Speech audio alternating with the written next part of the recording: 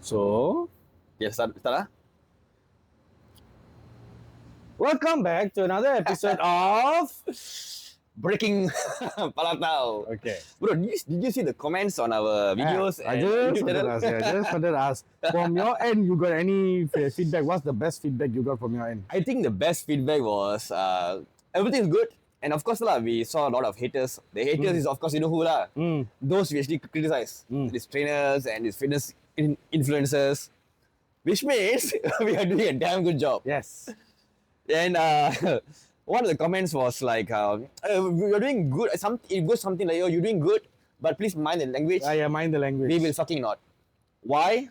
Because we have to say things as it is. Yes. Also because it's our channel. Yeah.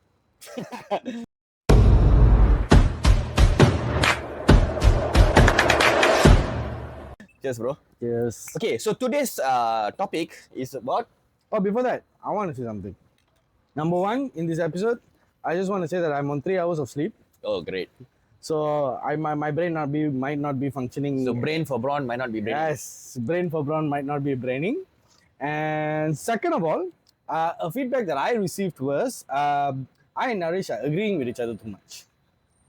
That we are both saying the same things, and like whatever Naresh is saying, I'm agreeing, and whatever I'm saying, Naresh is agreeing, almost at 90% like that. So, in order to bring in a foreign substance to our channel, Basically, a palatau. yes. So basically, in order to bring in a foreign substance, every time I wear the sunglasses, We have a palatau with us. so I will not be Fact Fitness, I will not be Ravin, I will be someone else. And I might be. Be Some of you all might know who's his character. I am Mr. Takalika Chibai. Exactly. Okay, so today's episode, we are going to cover the most basic thing, Yes. which is your nutrition. And the most important is your macronutrients, which is your protein, fats, carbs. And there's a fourth so-called macronutrient, which is your fiber. So since we're touching about nutrition, which is your macronutrients and calories, we are going to touch about energy expenditure. Why energy expenditure? Because we have too many assholes on social media saying that you have to do a so and so diet. Oh, you have to do, okay, you have okay, to do but- intermittent fasting, then you can lose weight. Keto, Yeah, you have to keto diet, then you can lose weight. OMAD, there's keto. And the worst Yeah. of the worst Yes. is this carnivore fucking bullshit. Okay. You know it's carnivore diet, Yeah, right, yeah, bro? yeah, only It's meat. Yeah, it's only meat. Only milk, only eggs. Yeah, and then you fuck up your cholesterol levels because, and then of course your energy becomes very sluggish, right? Mhm. Yeah. So, why is this important? Why this topic is very, very important? As simple as it seems, it's very important because fat loss comes under one thing, bro. Calories in, calories out. Exactly. You have to be on a calorie deficit in order to lose Not body fat. not only is it important for that, it is also important for gaining. Like if let's just say you're going on a calorie surplus or so, it is just as important. But today we're going to talk about this one first. Correct. Yeah. So this is actually a very important topic because we still have professionals like doctors on social media, fitness influencers. It's like, oh no, calories in calories in and out doesn't work because we are not. Our body is not based on physics. It's not based on thermodynamics. Okay. God created us. Like fuck that. It's already Yeah. proven again and again and again. It's proven so much, bro. Yeah. That the Western, the Western, what do you call it? The Western side lah. Western side. Yeah. They don't even talk about this anymore because it's already proven. Yeah. But in Malaysia, we are still doing this nonsense. Oh, tak ada bang. Calories in, calories out, it doesn't work. I need to put subtitles for that. It's okay lah. It's a nation podcast. It's Yes. Okay. Yeah. Okay. So I am going to start with the most important macronutrient, which is your protein. Protein. Because yes, it's fats and carbs is very important. But do you know you can actually survive, not function, not perform. You can actually survive On with protein. only just protein. Yeah. Yeah. Because protein can be converted into glucose, which can later be converted into fatty acids as well.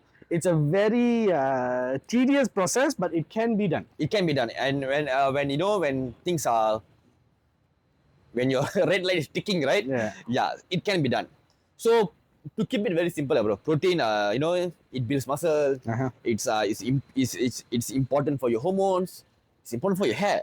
Your Hair, skin. yeah, Mm. is important. Uh, your immune system, enzymes is very very important. Even your insulin is also a protein. Mhm. Okay, so if you look in the fitness space in Malaysia, right, we have bodybuilders who actually chuck down 10 eggs, 15 eggs of protein. Like why the fuck are you even doing that? Yeah.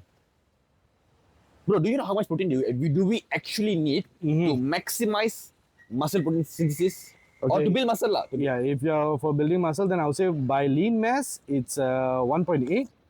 By lean mass, the study says about 2 grams lah. 1.8 to 2 grams. 2 grams to be safe lah, bro. Okay. Because you're going with lean mass, right? And if you're going by by body weight, it's 1.8. Okay, so the body weight, right, you can actually go as low. The recent studies show as low as 1.4 grams per kg. 1.4. Okay. Yeah, so if 1.4 to 2.2 grams per kg. So where do this? It's a very big range, right? Mhm. So where does this range actually fall? If you are actually someone who's actually like pretty overweight, your body fat like about 30% body fat, then yes, you can lean towards 1.6 Yeah. or 1.4. 1.4 is great lah, because not It depends everyone. on the lean mass. Yeah, if you're strengthening like what, twice a week, 3 times a week, you're just being like, okay, I'm going to do some bicep curls today. Yeah, 1.4 is fine. But let's say now you're someone who's athletic, who's leaner, 2.2 might be great. Yeah. So like someone like me, right? I'm 77 kilos today. 77 I'm at 10% body fat by the way. Yeah. So someone like me at 77 kilos, do you know how much protein do you think I'm taking? Can you take a guess? 140 grams? 140 grams. 140 grams, huh? Yeah, but someone who's my weight, who's like this Abam Sado or bro science guys, they will be taking about 200 grams Yeah. of protein, which is, bro, anything more is not beneficial. Yeah. It's not going to give you extra 10 inches biceps. Yeah. No, it doesn't do that. Training, it creates, it's a stimulus. It has to be, your body will adapt to the stimulus, recovery and all that, right? For that, you need adequate amount of protein. Yeah. You don't need excess, because excess doesn't do any jackass shit. Yeah. Okay? So if you're going by lean mass, like me, my lean mass is around, sadly, 6 to 8 kilos. 68 kg, that's a good word. Sad lah, bro, because my fat-free mass index is 22.7, 22.8. Okay. It's above normal, but still not elite levels lah. So it's a bit sad, but Going there. I'm going there. Yeah. So, let's round it up to 70 grams. 70 kilos. So 70 times 2 lean mass, it's only 130. And I'm still taking 140. 70 times 2 is 140, bro. Oh shit. Yeah, 140. Yeah, 140. So 140, it's a good number, right? Yeah, you know why I say 130. When I calculated during my WM, I know you're not sleep. Your brain not working. sorry, bro. Yeah, 140 grams. But if I'm on a deficit, Okay. which is my few months back, right? I was on a comp prep, right? I was going as high as 180 grams. Okay. So high as 180 grams because data, research, science suggests that you have to be around 2.3 to 3 grams per kg of lean mass. For what purpose? Deficit. If you are on a deficit, 2.3 grams to 3 grams per kg of lean mass. Okay. So you're on the safe side lah, because it's a catabolic process. So to not say prevent lah, to slow down the catabolism, Muscle breakdown. muscle loss lah, basically muscle loss, right? You want to increase your protein intake. But this is where bro science or Abam Fado, they get too excited. They go on, like, I've seen guys eating an entire chicken for like one meal. Like we said earlier, right? When your body's red light is ticking, which is technically you're on a deficit, right? Your excess protein will be oxidized to glucose, Yeah. to carbohydrates. But it's not as efficient of just eating carbs. Yeah, correct. Because- But in this, okay, that is for performance purpose, right? But on a deficit time, when you consume more protein, you are still eating high amounts of energy. Yes. And you won't lose weight.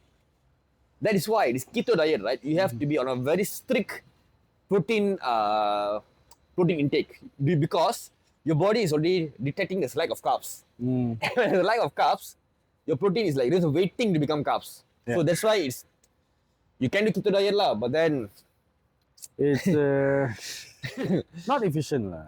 yeah. So anyways, we used to propose this thing called meal distribution. As Meal in, distribution. yeah. So it was advised to consume at least about, okay. So now we have a number. I'm consuming 140 grams of protein, right, for the day. It was proposed that you should split these meals evenly to 4 to 5 times a day. Okay, yeah. 4 to 5 times a day for because this is Even distribution of protein along the day lah. correct, yes. Like so technically like every 3 to 4 hours once you're getting one protein meal in. Two reasons. Okay, why this particular number? So which means you're consuming around, in numbers, 20 to 40 grams of protein per meal. For this, it's like for an average guy, yeah. If you're a way bigger guy, you might need 50 grams per meal or 60 grams per meal. I'm talking about average guys. Where are you going? 20 to 40 grams of protein per meal. Okay. Why not lower than this? Because you need this leucine. You need to lepas. You need to go beyond this thing called leucine threshold. Okay. You need about 2 to 3 grams of leucine per meal. Per meal. So that will actually round up to 20 to 40 grams of protein per meal. So leucine is actually a very, very important amino acid, a branched chain amino acid. Oh no. So why not I just take BCAA to get the leucine in? Why BCAAs? Because if I just take the BCAA, don't I just get the 2 to 3 grams of leucine? Okay. So, yes, earlier evidence showed that taking BCAA supplements can help with muscle gain or just elevated muscle protein synthesis for a few hours. But newer data for a very long time, I think since 2015 onwards or 2010 onwards, it showed that consuming branched chain amino acids and consuming whole protein like chicken or even whey is whole protein, right? Which is much more cheaper, obviously, showed superior results for muscle gain. So just temporary increase in muscle protein synthesis means nothing. No jackass shit. Yeah. So basically your BCAA supplements is just flavored juice. If you have BCAA supplements now at home, take it, flush it in the toilet bowl. Finish it lah. Already buy it. What to do? Including you, bro. Sorry, not you. Our Mr. this P. fella. Our Mr. P. Yeah. So, coming back into our topic. Yes, it cannot go too low, which is 20 to 40 grams is good. And why 40-50 grams? Because we believe that this thing called muscle full effect, where anything more will actually be, it means nothing to your muscle gains. But then it was proven. But then recently there are some evidence that suggests that hey, maybe we can actually consume 100 grams in one sitting, and that thing might be useful for the next 12 hours. Yeah, I was just thinking that. Yeah. So simply put, that you don't really need to consume 6 meals a day, or even 5, or even 4. 2 or 3 meals can be useful at times. I mean, I'm not saying that you should consume 2 meals because there's a lot of evidence that suggests 3 to 4 meals is superior. So the takeaway message is right, bro. On a day-to-day basis, consume 3 to 4 meals, evenly a protein intake, even protein distribution. On the days where you cannot life happens anyway, right? If you cannot, 2 meals is fine. Consider that you are hitting your protein intake daily. Okay. So this is actually what I did yesterday. And actually I did it 4 days ago and 8 days ago. What I did was, I consumed 40 grams of protein in my first meal, which was Subway salad. Okay. And I didn't have time. I was training and then I had clients and I was doing my work, preparing our podcast. Yeah, so my next meal was around 6 p.m, bro, and I had to go to bed at 9. I used to get up at 4, right? So I had no choice. I can't be eating 3 meals in the 3 hours period. So I just protein shake. no, I had lah, bro. What you had? I had half a chicken. I had half a chicken, then went to bed. Yeah, and some vegetables lah. Yeah. So you don't really need. I mean, You're no more taking protein powder, is it? I do. But since my appetite has increased tremendously recently, for no God knows what fuck reason, I have no idea. So I take protein shakes whenever I can't get my protein in, and whenever I don't have appetite, and I have to take, right? Yeah. So I used to be very scared last time that I have to take protein every 4 meals, every 4 hours, right? If anything more, I'll be going through catabolic state. Now I'm like, just chill, lah, bro. Nothing happens. Yeah. I feel the overall, like for the public who is watching, I feel like y'all don't have to focus too much on timing of protein. Correct. Just focus on the total amount of protein on daily first. Yeah. And then over some time, let's just say you're going to, for example, like Naresh, he has competed. He has gone to an extreme level. So I would say for the regular, common people, just getting your daily target of protein. However, you can get that Yes, in. exactly. And later on, maybe you can become more optimal with the way you consume protein. Maybe then you can start spreading out. Then maybe you can start tracking very in detail. But the first goal would be to just get in your daily protein. And once you 2 months of that, then after that you feel like, I feel I can be doing more. Then you can start like spacing it out. Correct. Actually, I want to touch a bit about this. You know why? So I'm not sure whether you're aware, my master's program, right? My thesis was sarcopenia in adults. Sarcopenia. Oh, wait. Okay. Yeah, Sarcopenia muscle. Okay. Yeah, muscle loss related to age, right? Yeah. So while doing that, it's a small project, but while doing the project, I actually bumped into a small research paper by omniscience. Did you know the average adult is consuming not more than 70 grams of protein per day? Not more than 70 grams of protein per day. You hear a lot of old people saying, I eat 2 eggs a day. 2 eggs is called, when you I eat one drumstick. You know how much of protein? for them, that 2 eggs is such a big deal. You're not getting enough protein. I eat 2 eggs a day. I'm not going to say who that is. It's someone I know personally. Oh, I'm not going to say who that is. But 2 eggs a day is definitely not going to cut it. Yeah, 2 eggs is like even 2 large eggs, bro. Yeah. It's 15 grams only. And most of them don't even buy large eggs. They buy like regular size eggs. Yes, correct. 12 grams, 10 grams of protein, sadly. And then they'll go throw away the yolk. Fuck, why the fuck are you throwing away the yolk? Most of the nutrients is there, and it's good cholesterol. Yes, And you throw away the yolk, it's not even 10 grams. It's like 6 grams now. Fuck that. We wasted money some more. You're not fucking rich or what? Sorry, bro, we got emotional a bit. Emotional, huh? And we will get more emotional after this. Okay, so so our RDA, the recommended daily allowance, right, is about 0.8 grams per kg of body weight. Earlier we said 1.6 for optimizing muscle protein synthesis, right? So this is like half. RDA is half than that. So let's assume 140 grams for me, right? Half of the value is only 70 grams. 70 grams is not going to cut it, bro. And we have people who consume like 60 grams per day, even 50 grams per day. That's why you're weak as fuck. Yeah. And that's why you're so prone to sarcopenia. That's why you feel joint pain, you feel you're not healing fast, you have like muscle soreness. Hair loss. Hair loss. Okay. And do you know, majority of the sports scientists, researchers are actually arguing that the RDA is actually too low. Yes, RDA suggests 0.8. But in order to battle sarcopenia, you have to strength train. You have to resistance train. And when you, like we said earlier, if you're strength training, you have to bump up your protein intake. At least 1.4 grams per kg of body weight. So which means if you're like a 75 kg dude, right? At least 120 grams. 100 also like borderline, but 120 above is great. Yeah. And use the damn whey protein lah. Yeah. And whey is not expensive. Per scoop, you can get like a 250.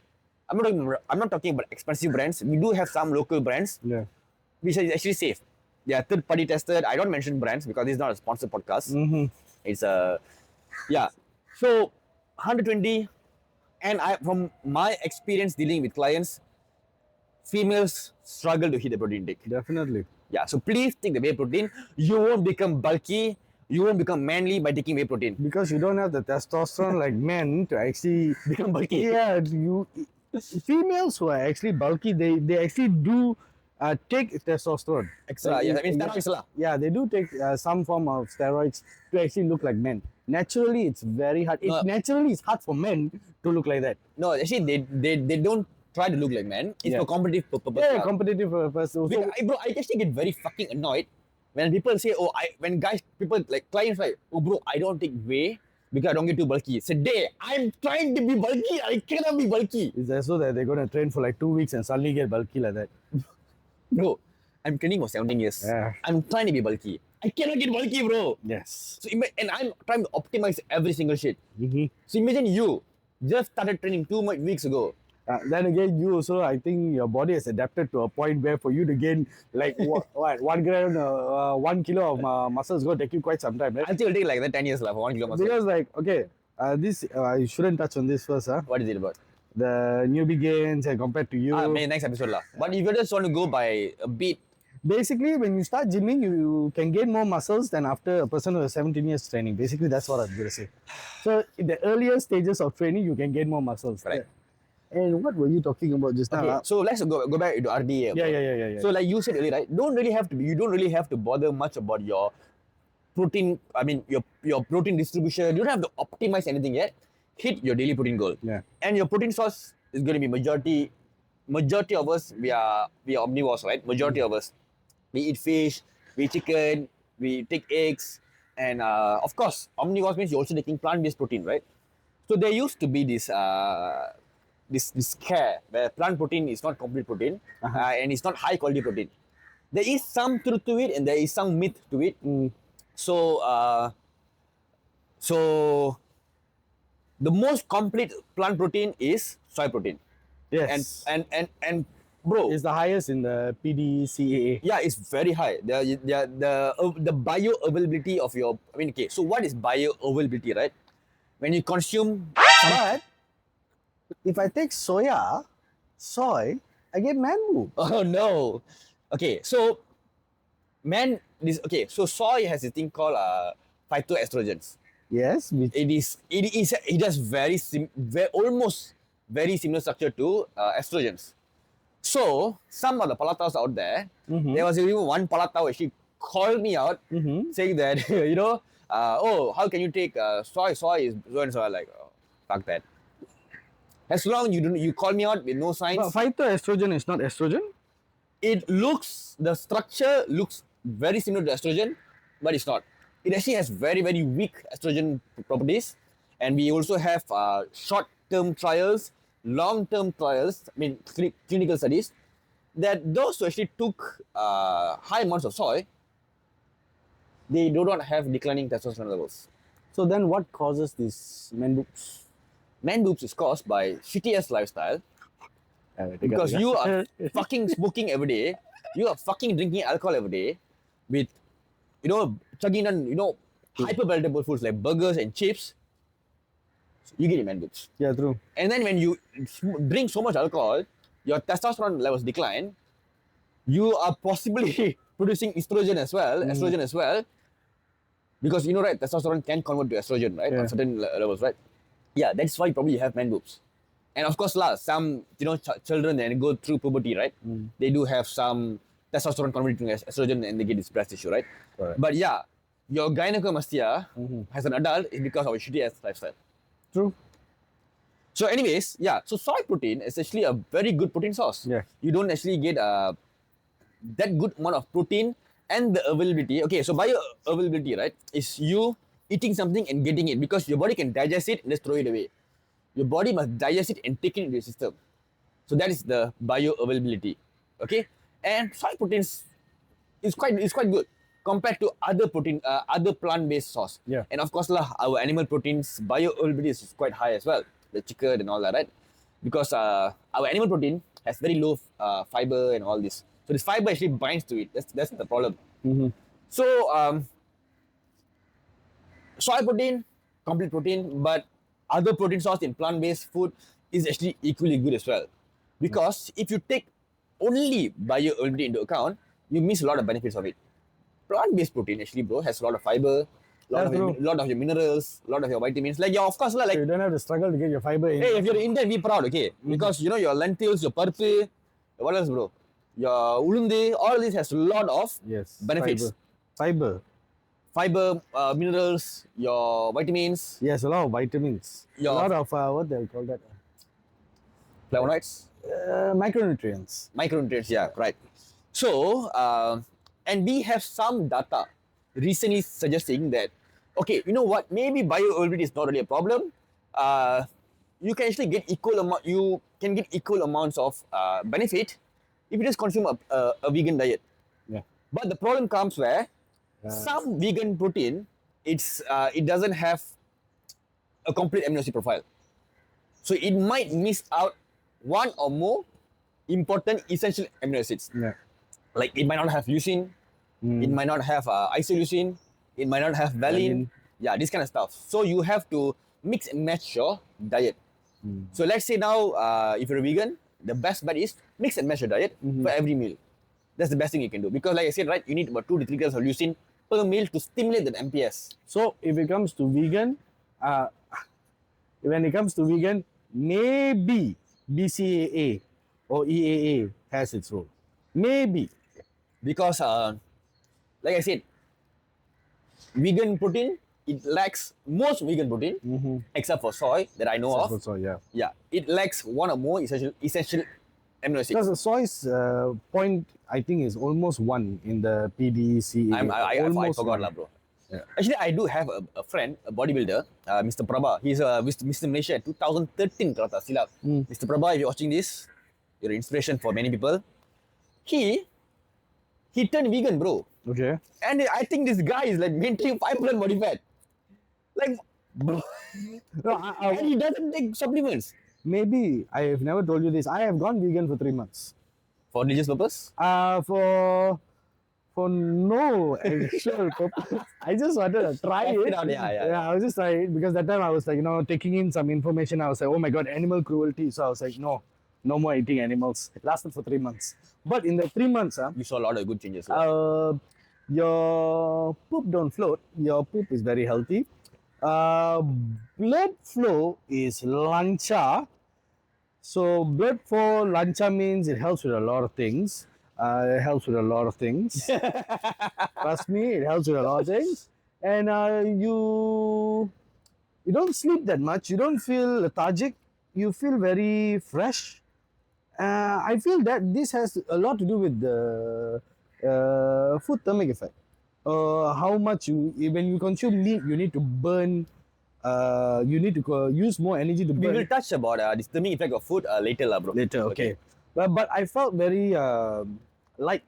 Like, but this doesn't mean a vegan diet is much more superior than an omnivore No, diet. I'm not saying What happened here, right? What happened here when you switch from this diet, whatever diet you've been practicing, shitty diet. to a vegan diet? You know what you're doing? You are having a very high amount of fiber, micronutrients, Yes. which is very, very, very important for good health. So that's why you probably saw some benefits in a vegan diet. Yeah. So let's say now, if you're an omnivore, just eat whatever you've been doing, increase fiber intake. Yeah. Simple as that. Because I will touch my fiber later. But yeah, actually, yeah, that's why many people, when they switch to a vegan diet, right, they see a lot of benefits because your earlier lifestyle was just fucking fucked up. Yes. Okay, so let's go back into protein, lah, bro. So Still a protein, huh? oh, there's a lot to talk about protein, bro. Yeah, still a protein. Okay. So I think we will end episode 2 with just protein, and then episode 3 will remain the fats and carbs. Yes. Because our main goal is we don't want each episode to be redundant. Yes. Okay. So is Mr. Balada coming in? No. I just Okay. checking. So to summarize earlier, optimize your protein intake later. For now, mix and match your protein intake with whatever source you have. And you might. Okay. So they say that high protein intake damage your kidneys, right? It's actually not. Okay, not true. If you already have damaged kidneys, then yes, the filtration can be affected. But if you're perfectly healthy, bro, you can just eat high amounts of protein. There was a study conducted, 3.3 grams. If I could be wrong, but it is around this number. Participants actually consume 3.3 grams of protein per kg body weight, bro. 3.3 grams of. That's like you eating like 210. Yeah, 240. I think 240. Yeah, 3.3, right? Yeah. Hey, no lah, bro. I think it's 250 like that. Because I'm 27, right? Somewhere around there. Yeah, and they had very good profile. They were totally fine. health profile was totally fine. No fluctuating blood markers. But when I say high amounts of protein, I'm not talking about red meat. I'm talking about lean sources. Because red meat comes along together with a lot of saturated fat. Saturated fat is not bad, but if it's limited, you're totally fine. Yeah. Okay. Yeah. Okay? So, bottom line, energy is still king. If you have too much of protein, you're still on high energy expenditure. Your energy in is still high lah, which means you can struggle to lose weight. But most of you guys don't even eat that much. Yeah. Most of you guys is just eating 70 to 80 grams per day. And when I say high is 250 grams. Yeah. Eating 2 eggs is not high. Eating 1 drumstick is not high. Yeah. So okay, my take on protein.